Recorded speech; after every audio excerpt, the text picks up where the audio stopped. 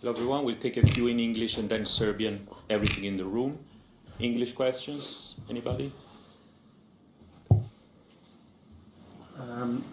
Throughout the game you face a lot of adversity and yet you maintain an amazing composure. What do you tell yourself in those moments and what would you like to tell to your fans out there? Well, first I want to congratulate Sinner for playing a great match, a great tournament so far. He's deservedly in the finals. He outplayed me completely today. Look, I was in a way shocked with my level, you know, in a bad way. I mean, it was not much I was doing right in the first two sets, and yeah, I guess this is one of the worst Grand Slam matches I've ever played, at least that I remember. So yeah, you know, not a very pleasant feeling playing this way, but at the same time, you know, credit to him for doing everything better than me, you know, in every aspect of the game. I tried, I fought, I managed to kind of raise the level a little bit in the third, saved match point, played a good tie break. But again, you know, the fourth set, very bad game to lose, you know, 40 love up on 1-2 and kind of against the wind a little bit. And yeah, just overall, the performance-wise, the level of my tennis was you know, really not great. So yeah, I guess in those moments you just try to, you know, find the serenity, but at the same time, you know, try to uplift your, you know, yourself and your game. That's what I tried. But you know, and the crowd was great. I think they were really fair towards both players. Lots of supports for both Jannik and I. And that's all. You know, congratulations to him. Hi, Novak.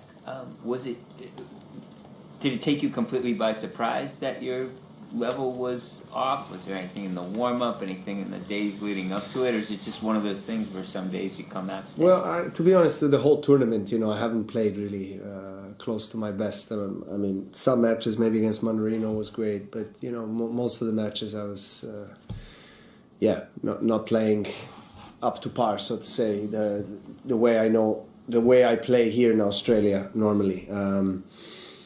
So in a way it did surprise me because I thought, you know, it won't be that bad in the first two sets. But on the other hand, I didn't feel really myself on the court during this tournament. So yeah, one can say semifinals is a great result, of course, but I always expect, you know, the highest of myself, and it wasn't meant to be today. I think this is the first completed match of your Grand Slam career where you haven't had a break point to try and convert. How were you aware of that on the court? How unique an experience was that for you as someone who has been one of the best returners the game's seen? Yeah, I mean, that stat says a lot. I mean, the way, first of all, he was serving very, very accurately, precise, and he was backing his serve very well.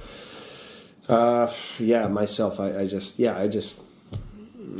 it's hard to describe, you know, everything. I mean, we don't have that much time. I mean, there's a lot of negative things that I've done on the court today in terms of my game, so that I'm not really pleased with, in return or, you know, movement or forehand, you know, backhand, everything, you know, was just subpar. So yeah, he was very dominant on his service games, and obviously, if you serve well and if you don't face a break point, you know, it plays with the mind of your opponent, meaning you can put more pressure on his service games, my service games in this case, and you kind of swing freely. And yeah, I mean, congrats. I mean, to him, he just played a flawless match. You know what? I would like to put you in some months. The next Grand Slam is Roland Garros. Who do you think is the favorite in Paris?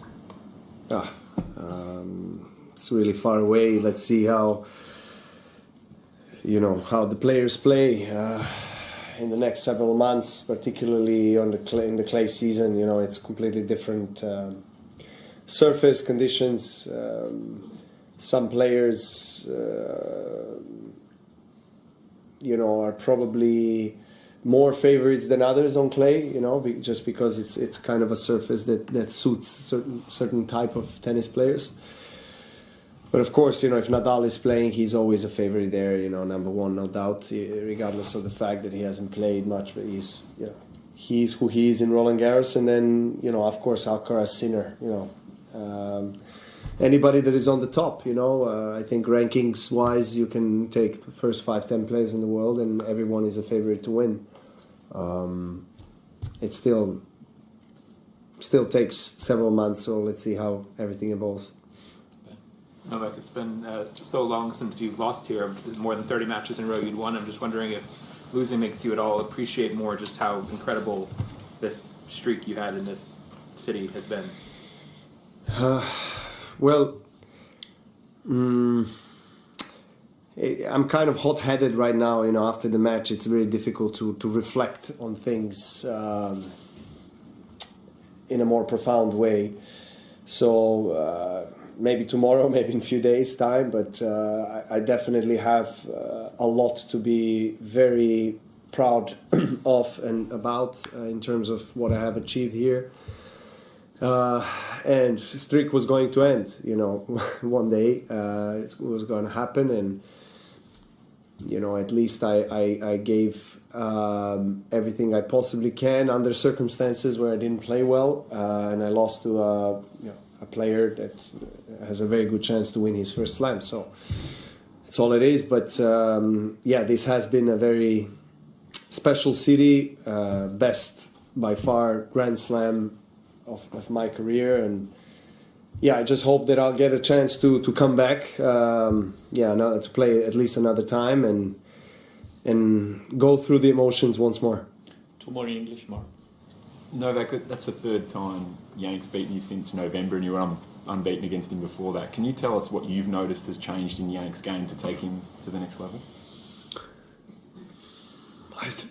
He was always smacking the ball really hard from both forehand and backhand corner. Just he's famous kind of for that, just slaps the ball, plays very quick, loves to be aggressive.